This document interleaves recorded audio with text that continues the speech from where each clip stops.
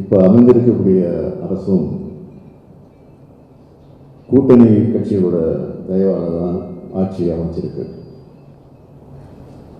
அதுவும் நம்ம கூட சேர்ந்து வெற்றி பெற்றவர்களின் ஆதரவோடு தான் ஆட்சி அமைந்திருக்கு. நமக்கு பெரும்பான்மை கிடைக்கிறதை தவிர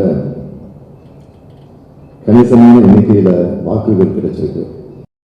இப்படி ஆட்சியில் இருந்தவர் தோற்ற போதெல்லாம் நாம் மிக குறைந்த இடங்கள்ல தான் வென்றிருக்கிறோம்.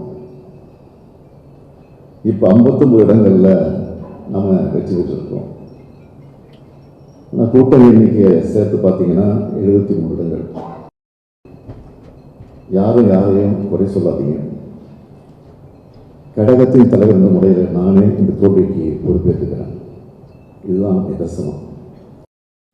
அதிமுக ஆட்கள் எப்படி நடந்துக்குவாங்கன்னு சொல்லவே தேவையில்லை. இந்த நிலைமையில அடுத்து என்ன நடக்கணும் உறுதியாக சொல்லவே முடியாது. நம்மை பொறுத்தவரை சட்டமன்றத்தில் முறையான திறமையான கட்சியாக நாம் செயல்படுறோம்.